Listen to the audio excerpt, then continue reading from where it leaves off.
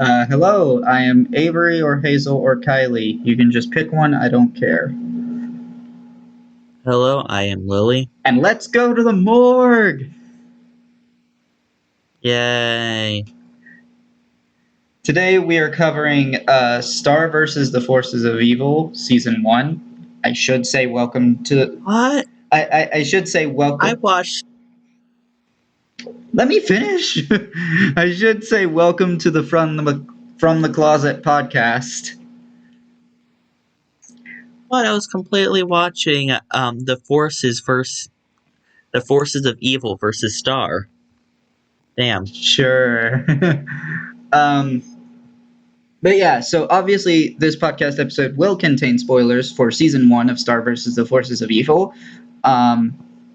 You can join us next week, next Monday, where we will be covering... We don't know yet, because we haven't recorded yesterday's episode. But if you want to find out what we're covering, go listen to the beginning of yesterday's episode. And we don't actually know what that Nice. we don't actually know what that episode is yet either. So... honestly, I wouldn't be able to give a good guess. No, because it's a wheel movie, and it's whatever it lands on when we go to record Shrek. I mean, it's a 1 in 19 chance to get it right. 1 in 20. Don't forget the request slot. Yeah, 1 in 20, and only 19 guesses. Yeah. So, anyway, if you are listening to... okay, I should cut out the if you are listening to this on YouTube part because it doesn't matter anymore. Okay, so you will find a link below to rent or purchase Star vs. the Forces of Evil Season 1, if I can find one. If I can't, you will just find the link to stream it on Disney+. But yeah, you can stream this on Disney+ or Hulu. Yeah. Also, I should mention, we will... if you click on our Anchor.fm link, there will be you will be able to donate to support us. With all that being said, spoilers in 3, 2, 1. The wand gets broken. Nice, good job. Oh shit! Speaking of which, covering this show, do you have the episode list pulled up? Not really, especially not how much it, I mean, kind of matters, but not that much. I mean, I would say it matters, especially for this season, because this show starts off as more episodic than serialized, and it gradually becomes more serialized, especially when you get into later seasons. Well, first seasons really should be more like this because it's trying to introduce the characters, the motives behind each character. Yeah, for sure. So as they get tested in later seasons. Yeah, for sure. But I definitely start pulling up the episode list while we're... I did. Okay, good. I already did. All right, cool. I just want to talk about some little bits of trivia here. Okay, so the opening theme song was composed by the same person who did the intro theme for Gravity Falls. And this was completely random because there was a contest to compose the theme for this show, and that theme won. And nobody knew at the time that it was the same guy who had composed the theme for Gravity Falls. Interesting. So that was found out after he had already won the contest. Or she or they, I don't know. But I just know they were the same person. Which, that's just a wild coincidence. And, connections to Gravity Falls. Alex Hirsch will appear in season 2, so look forward to that. How fun. But also, the voice actor who plays both Moon Butterfly and Jackie Lynn Thomas is also the Hmm. voice of Azula in Avatar: The Last Airbender. Interesting. So yeah, I found that really cool. Also, she recently appeared on the Avatar podcast, and she is absolutely lovely. Like the complete opposite of Azula and Moon, really. God, Not completely deranged. yeah, not completely deranged. God, we won't get into it. We will not yet get into the things that they do with Moon's character in later seasons, because that is for the later seasons episodes. What is a moon? Moon is Star's mom. That makes sense. Wait, what is her dad's name again? River. Huh. Okay. But yeah. So also another thing, Star is actually Disney's first uh, bisexual lead character, not Luz. Now, granted, they don't explore her bisexuality in the show, but she is canonically bisexual. Great. There's something I did like this show, and it's attention to continuity. Because obviously, when Star came to Earth, she did not have any magical scissors. Right. And then episode 2 came, and they're the same scissors that she was handed. Yep. In the 1B episode, Party with a Pony, which I think Party with a Pony is the worst episode in the season. I like the episode, but I like what it added to the show. But yeah, and then you also have things like Star accidentally turning Miss Skolnick into a troll, and she just stays a troll throughout the rest of the series. I have been wondering about that. Like, it can't be that hard to untrollify someone. Yeah, I mean, it never ends up happening. But yeah, so let's get into the individual episodes. I guess we start with, what is it? What's the name of the first episode? Is it Star Comes to Earth? Yeah. Okay, yeah. So Star Comes to Earth.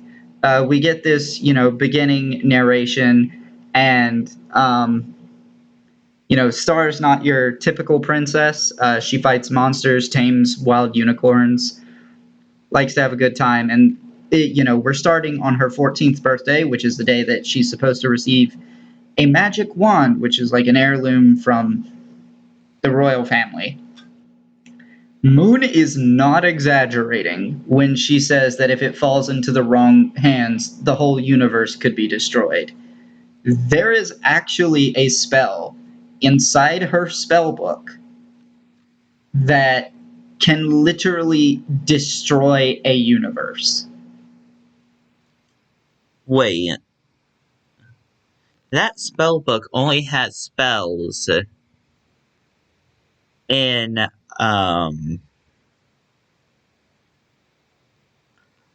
like, that other people with the wand has mastered. Are you trying to say that someone has mastered how to destroy universes before? Well, it's more of like every time someone creates a spell, they write it down in the spell book. And yes, somebody has created a spell that would destroy a universe. And she did it just to see if she could. Damn. There's also like a later episode where ooh, sorry about that. There's a later episode where Star, fires a laser out of her wand to distract a cat monster. That laser, Hmm. canonically, is capable of destroying a planet, and Stark can control exactly how powerful it is. Nice. So yeah, um, that's interesting. But yeah, so Stark comes to Earth, and we get introduced to Marco, um, the safe kid who knows karate. There's also like some drug junkie jokes in this episode uh, when Marco's outside the store trying to beg people for refills.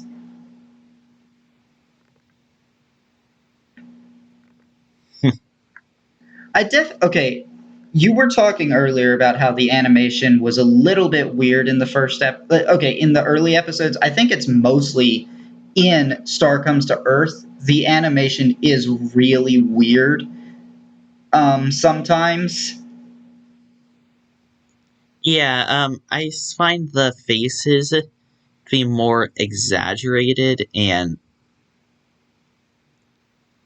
like you can find that in a lot of TV shows, but when it keeps happening, it loses its effect, Well, the its thing is, charm. it didn't really keep happening after 1A. They got less Hmm. exaggerated, and it almost feels like 1A was the pilot to see if the show would get picked up, and then the rest of the episodes were animated after it got picked up and after the team had been probably working for longer on it. Yeah, the longer the episodes I've watched, the more refined the animation style seems to have gone. Also, fun fact, the first named spell we see is Sparkle Glitter Bomb Expand. That spell Hmm. is never used again in the entire series. Good job, Star. And it's the spell Star used to basically create her bedroom. Hmm. Um, some other I guess spells you wouldn't have to use it again. some other spells we see are Rainbow Fist Punch, which canonically is Marco's favorite spell. Um, we see Jelly Bean Hallucination Mist, which is really cool. There's Bunny Rabbit Blast, Mega Narwhal Blast, which is like a staple. But A I have your episode specific spells like time stopping spell. easy peasy time for easy. That's the name of that spell. Also, another thing too is like the fandom has given every single Marco outfit and every single Star outfit a specific name. And I'm not gonna like try to go into naming all of them, but I do remember specifically um, the one where Star dresses up as Marco during the that episode. That I one is remember that called episode. that one is called Impersonation Star. Impersonation Star. Oh, and obviously there's Princess Marco Turdina.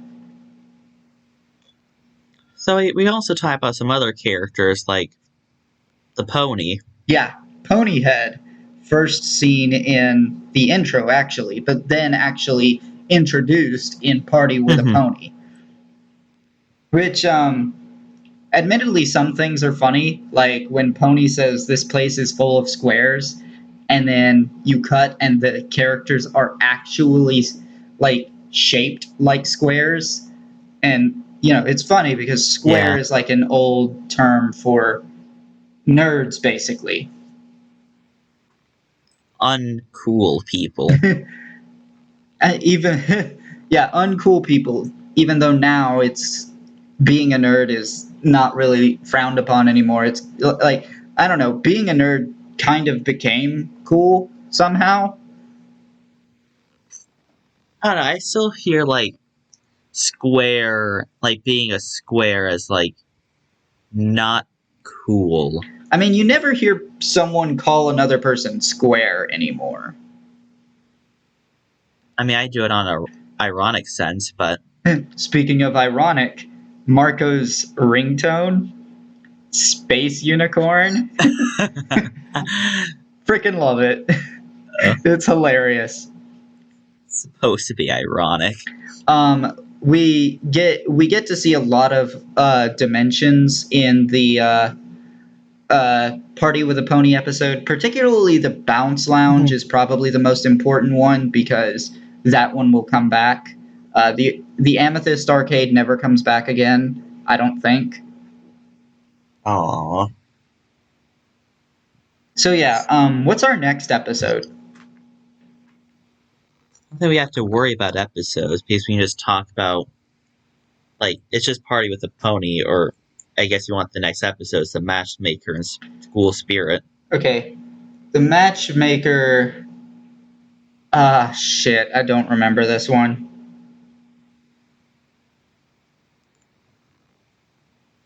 That's,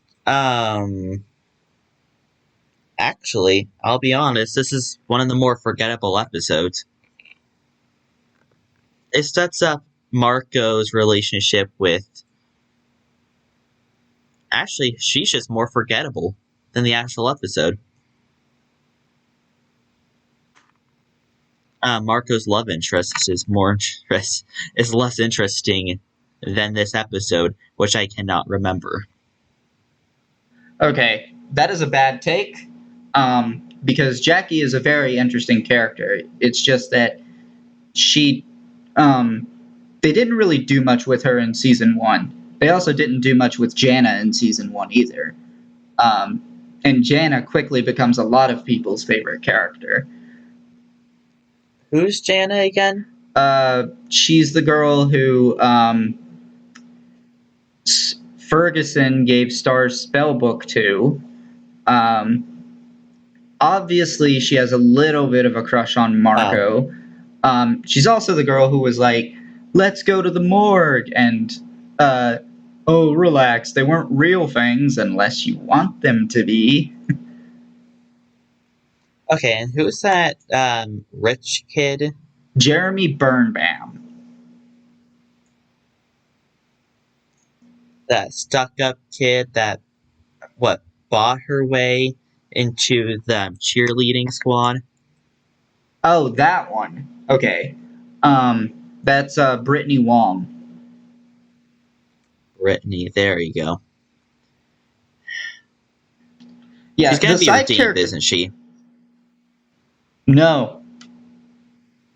Really? Yeah. But the interesting thing is, like, Okay. the side characters. Okay, the side characters in season 1 and season 2 are really great, and then they'll just completely fuck it up later. For the most part, there will still be like 1 or 2 interesting side characters, but like most of them won't be recognizable. But here, like, you have characters like Alfonso, Ferguson, Jeremy Birnbaum, the Sensei, whose name I can't remember. I want to say Sensei Arminal, but that's fucking Power Rangers.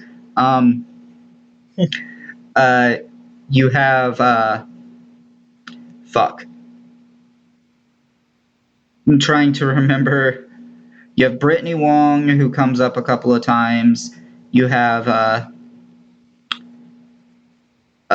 Tom, who will be here throughout the rest of the series. But yeah, side characters in season 1 and season 2 are fantastic. They do them very well. So yeah, I guess Something else Sorry. I guess the Matchmaker. It's definitely not the Time Freeze episode. I literally cannot remember what happens in this episode. Like, I think I think Star tries to fix Marco up somehow, and nothing really comes of that. So yeah, next is School Spirit. That one's interesting because, I mean, it's really just Star not understanding Earth culture and like how trash talk in sports works. So Okay, that was weird. what? I think outside noise got into the recording while you were talking. Ah, that's annoying. But yeah, it's basically just Star not understanding how Earth culture works. It's also, I believe, the episode where we get introduced to Brittany and the other cheerleaders. It is. So, and actually want to talk about, what was his name? Jeremy? Jeremy. Yeah, Jeremy. Um, I actually loved what they did in his episode and the bait and switch. Oh yeah, how they build him up to be His, this like big bad character who is, you know, constantly beating up Marco, and then it turns out he's some little kid who yeah, somehow has a black belt, which I do not believe is possible. I'm pretty sure Marco said that his parents did bribing. That's a big theme in this series. Big people bribing to get their way to the top.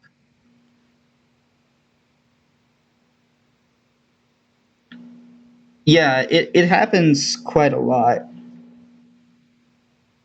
Okay, yeah, it definitely doesn't seem like it would be possible for that kid to have a black belt because it takes you 10 years to get one. And he's 8. Yeah. Flipping 8. Um was that the next episode, the monster arm episode? I don't know. I like going out of order on this because really for these episodes, nothing really Well, matters. I Though, want to make actually, it sure we is. talk about all of them. Yeah, it is. Okay. So yeah, the episode was great. Having Star have to rely on, you know, the spell book. I think that's the first time we see the spell book. I believe so, yeah. Yeah. And we don't meet Glossaric yet. No, I don't know where Glossaric was, but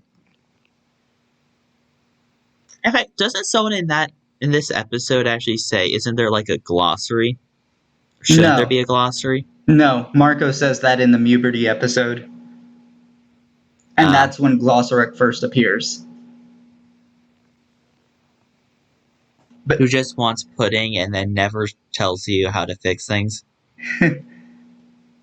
but yeah. So episode was funny. I mean, this show has some really great humor, in my opinion, except for the shit with Ponyhead. But yeah, what's our next episode? Well, we still have to say with the other exchange student.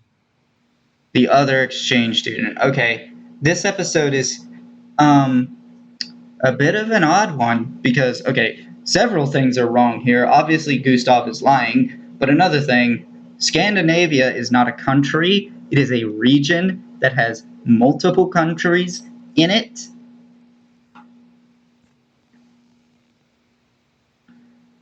And then, Everyone gets a penguin. yeah, there's so much wrong with that. And Lederhosen, I think that's a German thing. Um, the Viking thing, the Viking helmet was pretty on point, but that's about the only thing that was accurate. Also, Scandinavian Eh, is not a language, so and also, apparently the family just throws random parties for Star because why not? yeah, why not? And of course, Star goes on like this whole conspiracy theory thing that, and like she has this board up, which kind of reminds me of Gravity Falls in a way. No, I like how she's so stalkerish. She meets her own stalker. Yeah, when we see uh, Yevgeny Begoyabov, um, watching her while she's watching Gustav. That Funny. has to be my favorite part of the episode. Yeah. Like I said, the show is funny. But it also gives like a nice reference to where the bad guys off when random episodes are happening. Up, still stalking. Yep, pretty much. All right, so our next episode is Cheer up, Star. okay, so this episode was kind of an interesting one because we start kind of in the middle of the story, and then through flashbacks we get the build up to it. We learn about Star's crush on Mhm. Oscar. Um, gonna be honest, that never goes anywhere. We also, for the first time, hear Marco's ringtone, which is perfect. And we see the whole thing with, like, you know, how Marco had this really bad day, and, Star cheered him up. So this whole thing is Marco trying to repay her for that. Yeah. Overall, a decent Yeah, episode, and we also get the laughing guy a couple of times in this episode. And I thought that was I just pretty like funny. how to cheer up Star, he just casted the wand into a portal with a fishing rod. Yeah, and then, something interesting too about the wand. That wand transforms uh, based on, like, whoever has possession of it. And I think Mm-hmm. the reason the wand doesn't transform when Marco's holding it, because Marco doesn't grab the wand with, the thought process of, like, um, you know, he's not grabbing the wand with the intention to take possession of it. He still acknowledges it's Star's wand. And I don't think he ever actually uses the wand's power. Not in this episode.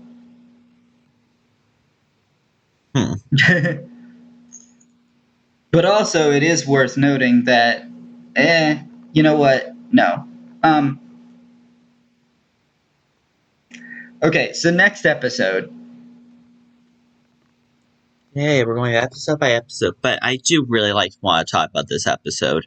Quest by. Yes, Quest Buy. Obviously a parody of Best Buy.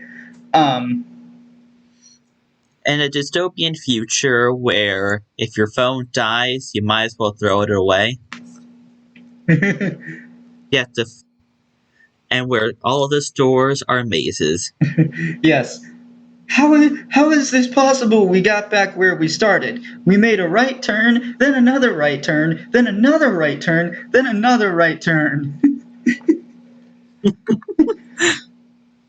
I love the comedy in this show. And, like, of course, we run into Ludo while at Quest Buy, and Star basically makes him cover all the damage. I actually love that moment. It's like, are you gonna pay for that charger? And Ludo can cover it. My arch nemesis will cover it.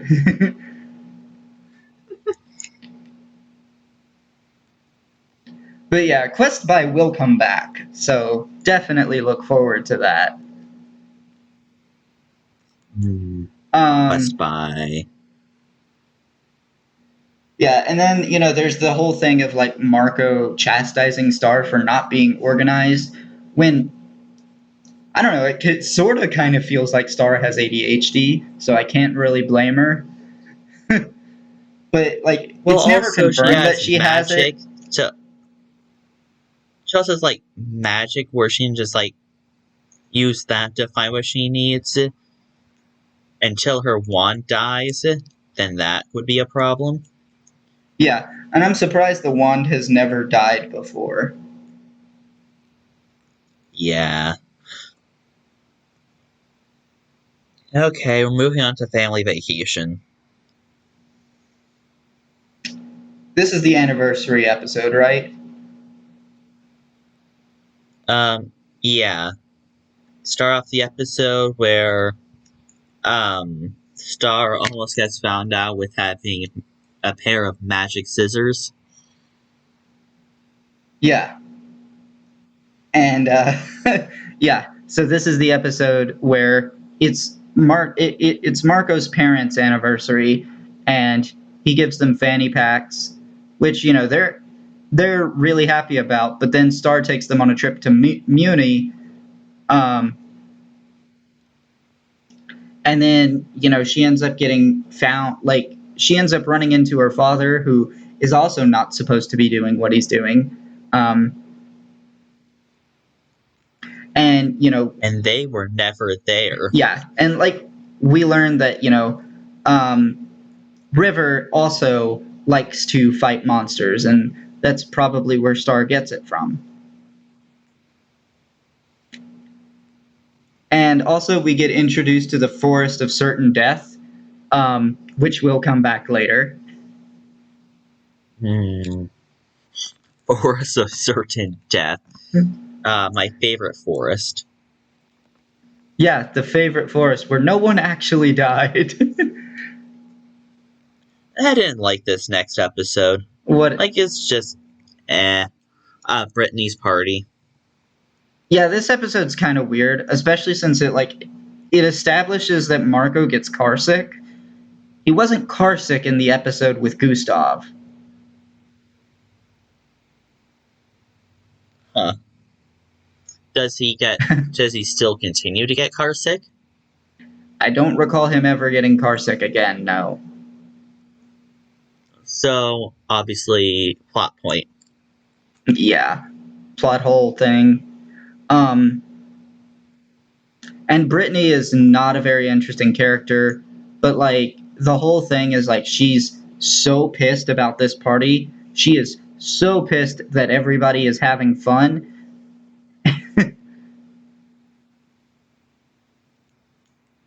And yeah, That there's she just also can't have like fun. yeah, there's also more of like the Marco relationship with Jackie going on, Mm-hmm. and that will eventually go somewhere. So, but yeah, our next episode. Oh, Muberty. This episode is fantastic. This might be one of my favorite episodes in the season. It is so funny. And yeah, we also have the introduction of Star's wings in this episode. We have the introduction of Glossaric in this episode. It's not the first time we see Jana, but it's the first time we really see more of her character. Because I mean, she was in a previous episode where she said she wanted the tentacle arm to be her boyfriend.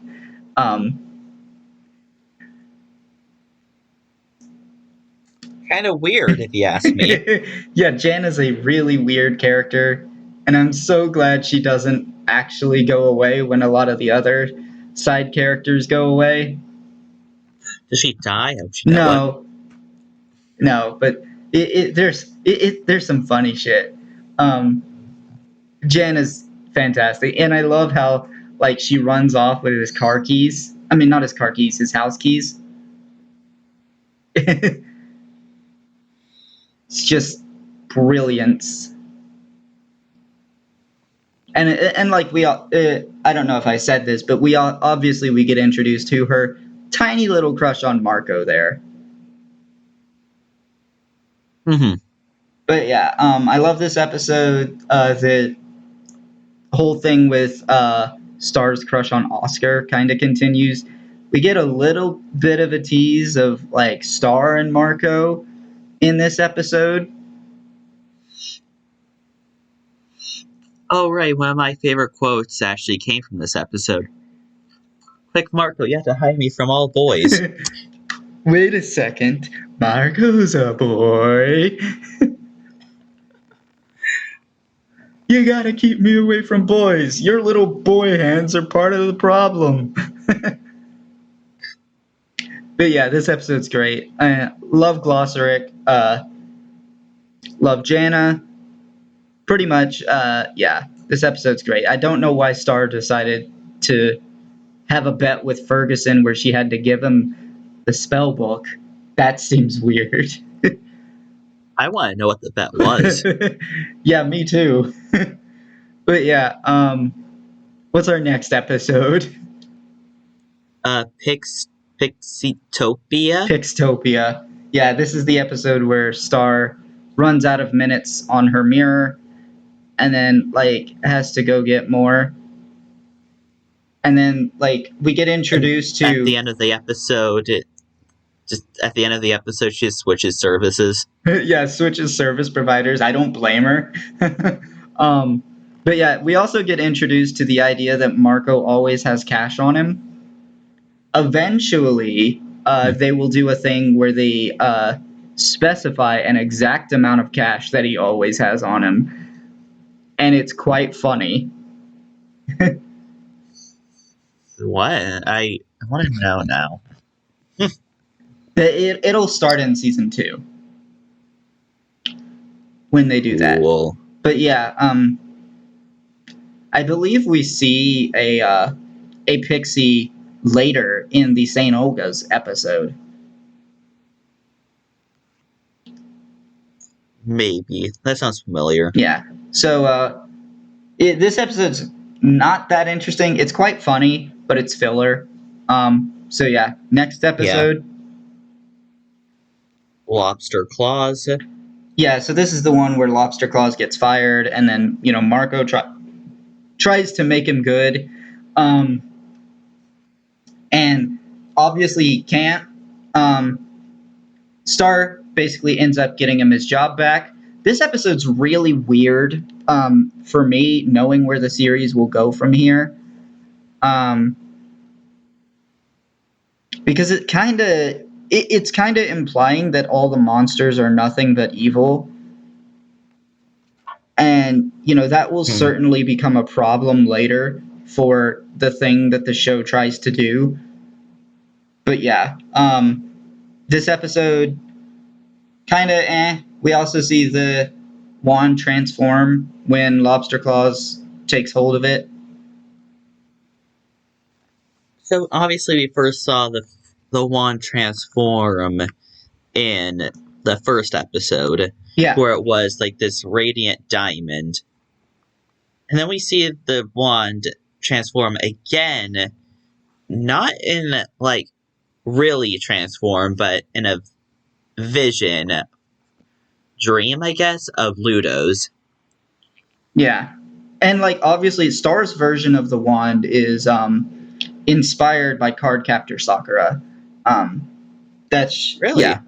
That's just something I thought I should mention. And then there's a lot of things in this show that are directly inspired by Sailor Moon. We will see a lot more of that in season 2 and in the Battle for Muni, because there's straight up a Sailor Moon transformation sequence in the Battle for Muni.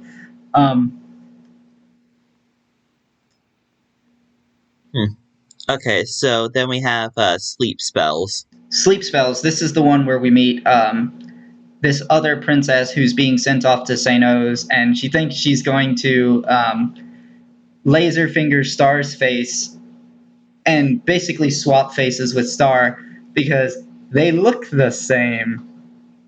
Yeah, sure. Sure they do. Yeah. Funny joke, not gonna lie. What? We also get like this,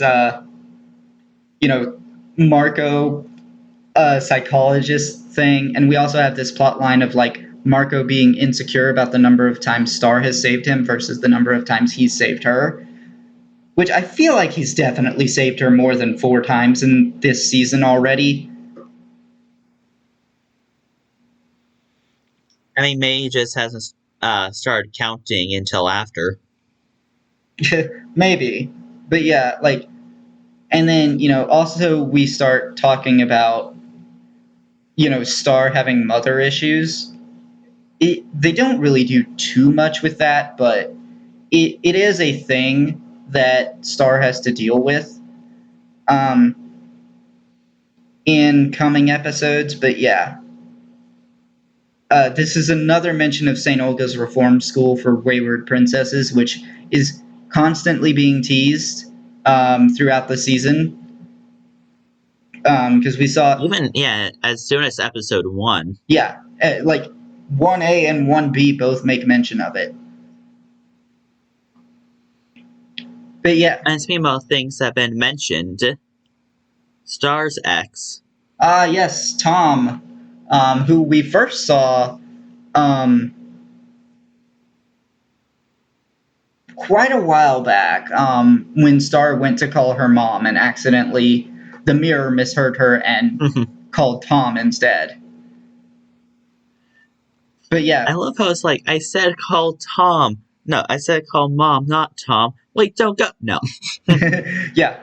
So I really loved this episode, The Blood Moon Ball. I did a cover of the Blood Moon Waltz back in the day on my YouTube channel. It is gone now, so no point in looking for it. But yeah, they will recontextualize everything that happened in this episode in season 4, and I really do not like what they did with it. But on its own, this episode was great. Because we sort of get little bits of little inklings that Marco has feelings for Star. And then we get this blood moon shining down on the two of them, and that joins their souls together.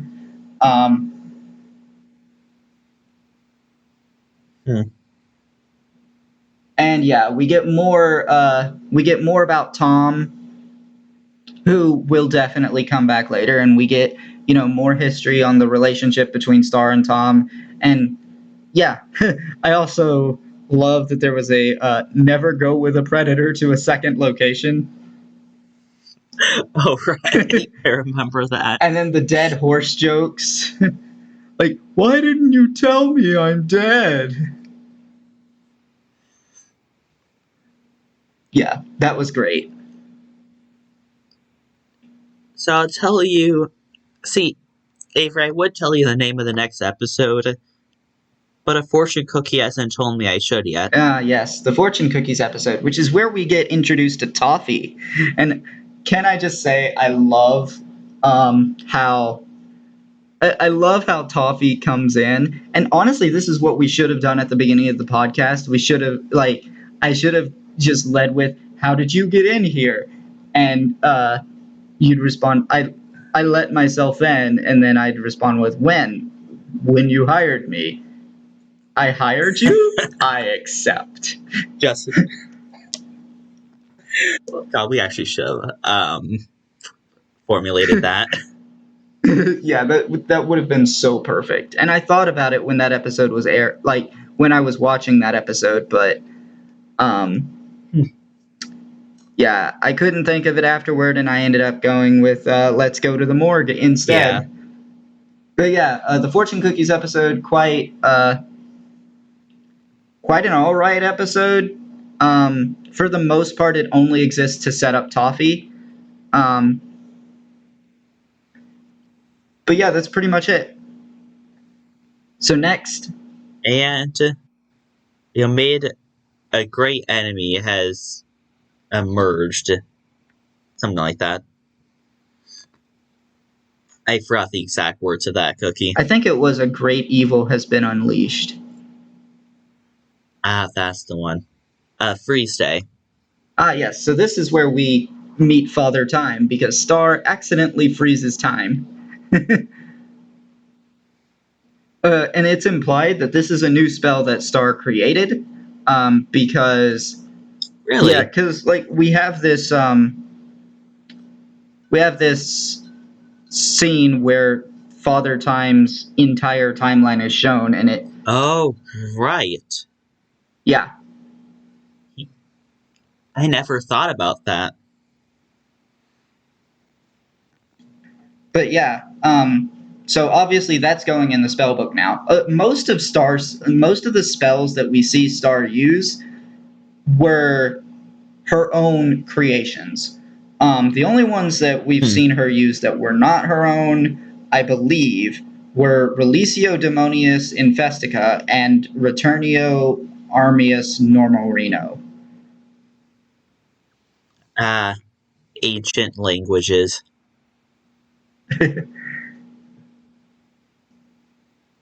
Yeah, just introduces Father Time. That's about it, really. Yeah, and it's interesting too because even though they've introduced Father Time, we still don't really get the Magic High Commission in this season, and they're going to become very important later. So far, we've only met two. The what? So far, we have only met 2 out of 7 members of the Magic High Commission. What is the Magic High Commission? You'll find out in season 2. Okay, then. So yeah, our next episode Is a royal pain. So yeah, this is the episode where River comes to stay for a while at um, Star and Marco's place, and it's a complete disaster. We also get Marco hating wet socks, which is based. Wet socks are the worst. I mean, it's not just Marco. The entire party also hated wet socks. Yeah. Let's see. Trying to think. We also have the mistake in this episode where Star accidentally calls Marco Oscar. This isn't. It doesn't seem played for laughs, and it's not even acknowledged at all. So I have no idea how this managed to get through. It definitely 100% seems like a mistake. Really? Yes. I mean, yeah, that would make sense. I mean, would it be foreshadowing? No. Anything? No, it's not foreshadowing anything. So Really? I genuinely don't get it. But yeah, this episode is just kind of setting up how ridiculous River is, and oh god, that will be expanded later. Very ridiculous. Hey, our first long episode. Is it St. Olga's? Finally. St. Olga's. Yes. So we go to St. Olga's Reform School for Wayward Princesses, basically to rescue Ponyhead. They kind of take down the school and destroy this crystal that was preventing dimensional rifts from being opened, which is cool. We get Wait, the how do introduction. they get... Wait. How do people get in and out of the area? You have to, come from outside. Like you have to be quite a bit away from where the school is to actually portal into that dimension. But yeah, makes sense. This is also the introduction of Princess Marco Turdina. That will come back. Okay, then. I also love... Why? I also love the fact that he's angry at first for 15 seconds and then just accepts it. Yeah, I mean, what are you gonna do? Jesus, we're 49 minutes in and almost done with the episodes. Yeah. I mean, Almost. Our TV show episode podcasts are typically longer. Yeah, but I mean, they've gone long, gone short, and now back long. But yeah, so yeah, this episode was really great. We get the introduction of Miss Heinous. She'll become important later. So, what happens to this prison? Does it just die? We will have to find out in season 2. At least I think it was season 2. So, in this next episode, we set up what's probably going to be explored more. Munipendence Day. That sort of gets explored door. Yeah. Sure. Exploradora. That sort of gets Fedora the Explorer. it sort of gets explored more, kind of, much later. But it does kind of further expand the relationship between humans and monsters, which is to say, it's not a very great relationship as it stands right now. And Marco does point out a interesting plot thread of how nothing in that book makes sense. Yeah. Obviously, because, over time, the whole story of the war became propagandized. Hmm. Which I'm not even That sure is a actually word. sounds... Honestly, it should be. But yeah, kind of a meh episode overall. I'd say it was filler if we didn't have the whole thing with basically the entire plot of season 3. But yeah, next. I mean, even when watching it, I would not say I thought it was filler. I knew this was going to go somewhere. With Star questioning what actually happened on that day. Yeah. So what's our next episode? The Benangic incident? The Benagic. Benagic. They Oh, that's right. Banana Magic. Yeah. The Benagic one thing. Yeah. Oh, this episode's kind of mostly focused on Star trying to figure out how to get to a store and buy a thing. And is this, fish out of water episode, really? Yeah. It's quite entertaining. At the end, though, Star is like insulted by Marco just underestimating her, and you can just feel the pettiness when she pushes his banana pudding down to the floor and says there was a fly on it. It's just like, damn, Star.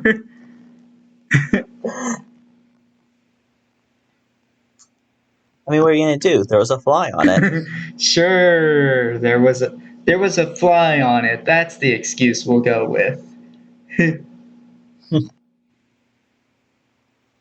Also, we have an interdimensional field trip. Yeah, so we see more of Jana this episode. Miss Skolnick comes back and Star is put in charge of a field trip.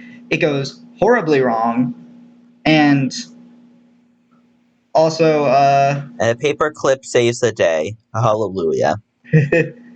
also we have Miss Skolnick learning that she's going to live for hundreds of years now because she's a troll.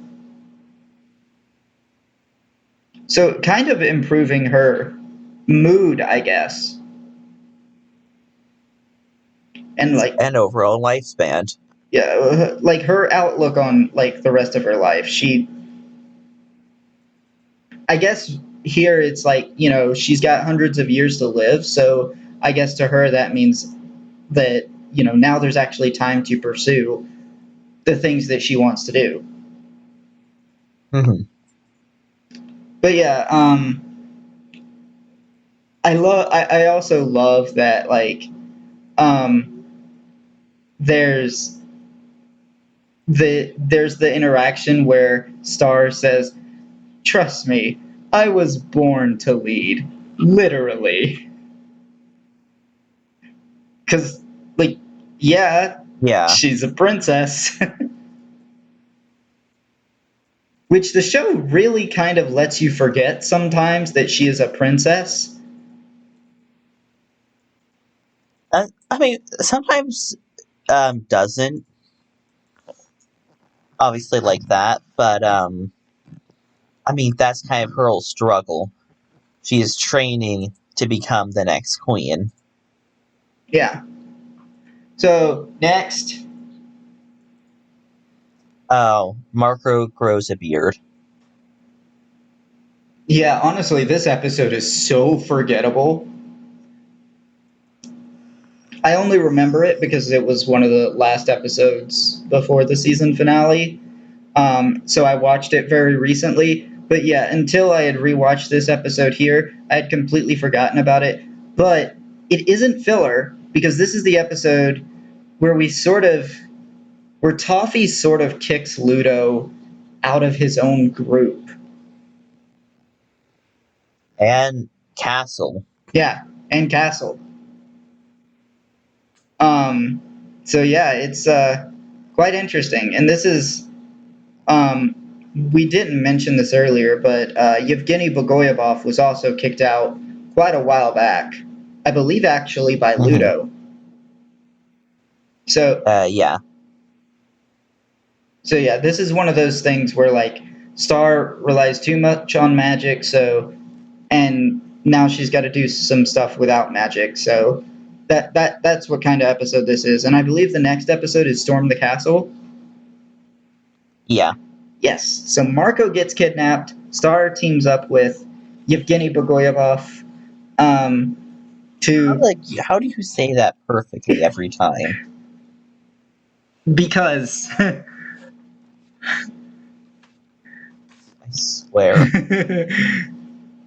but yeah, they team up to take on Toffee, and Toffee has found like this crystal thing that can imprison Marco that seems like really difficult to break through. And I can also regenerate. yeah, and it can also regenerate like him. But yeah, so Marco's trapped in this cage, and Sar tries a bunch of different things to try to break it.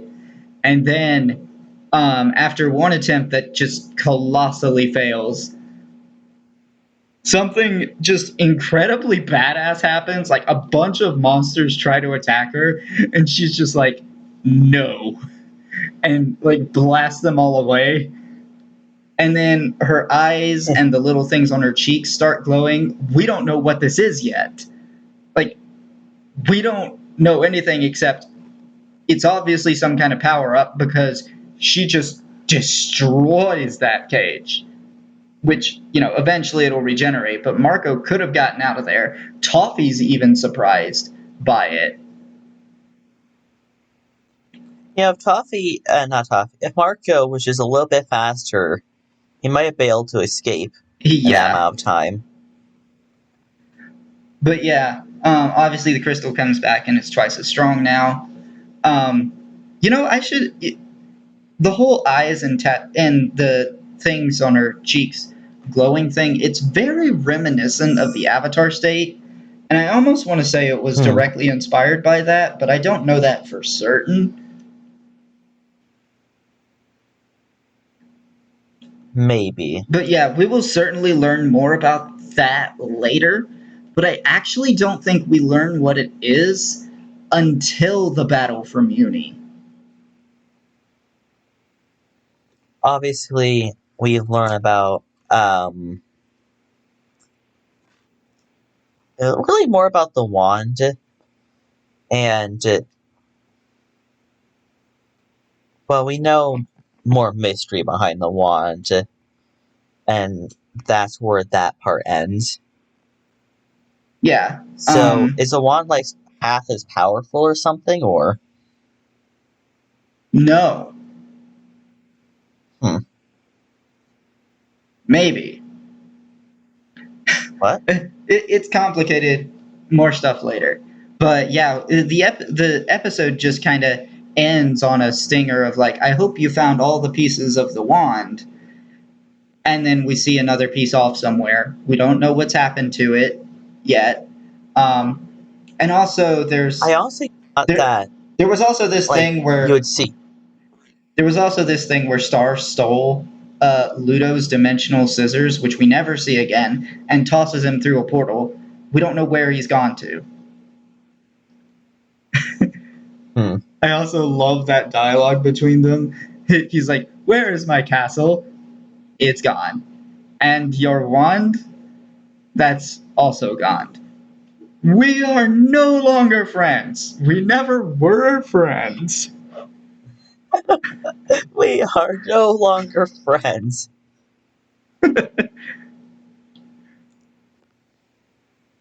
Yeah, it's God. Oh, I love that. Yeah, this show is just so funny. But yeah, obviously very well set up for season two.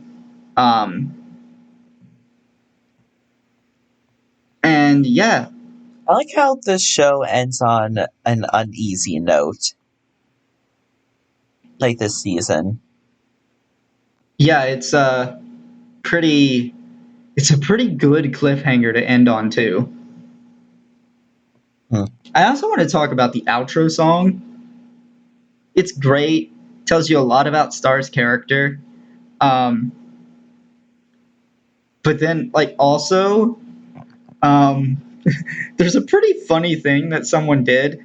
They decided to take the word great in the outro song and replace it with gay, and it just makes it so much funnier.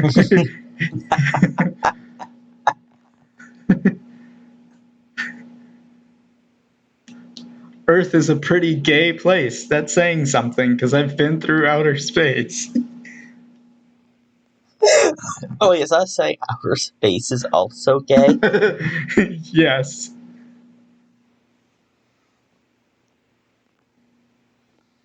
Damn. I hope But we yeah, I finally enjoy finish both the covering the intro. episodes. Yeah, I enjoy both the intro and the outro to this show. They will change the outro later, um, and I think the newer outro is fine, but Hmm. I prefer the original outro. I guess that makes sense. But yeah, overall, great season. I don't think it's as great as season two, but it's definitely better than three or four.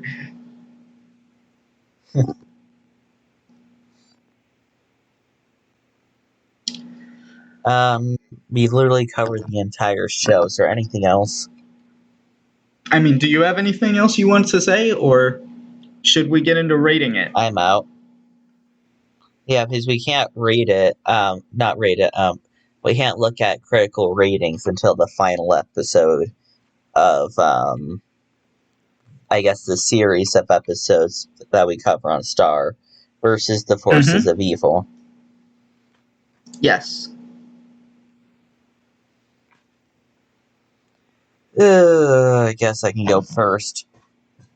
Honestly, I liked it, but mm,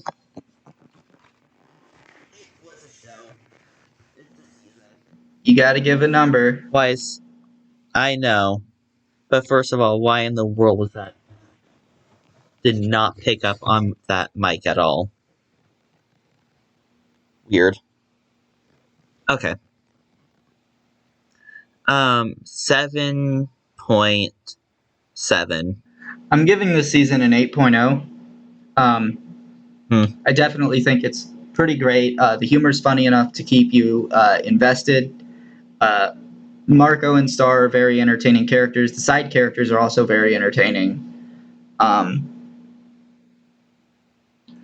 and I can't wait for season two because season two um, honestly made the show my favorite cartoon for a while until they eventually ruined it in later seasons. Hmm. But yeah, um, now it's definitely Avatar: The Last Airbender. But yeah, so 8.0 for me. Definitely look forward to us covering season two. That will be next month. Um, so Yeah. Crap. Shit. I'm trying to come up with something to say for the end. We're ending now. No, we're Goodbye. not. um. We don't know what episode we're doing after, so Yeah. there's not So much information we can give. yeah, I can't really give that information, but definitely go down and click on our anchor link to donate to us. There's also a link below for you to purchase or rent the show. Uh, you know, if I can find one. Chances are I may only be Or you can just, able to post the Disney Plus link. So that would be. or if you have Hulu, Yeah, you could have Hulu and watch it there too, but like if I can't find a way to rent or purchase the show, I'm gonna give the Disney Plus link, not the Hulu one. mm-hmm, makes sense. But yeah, until next time, I've been Avery, that's been Lily, and now I know you can dance.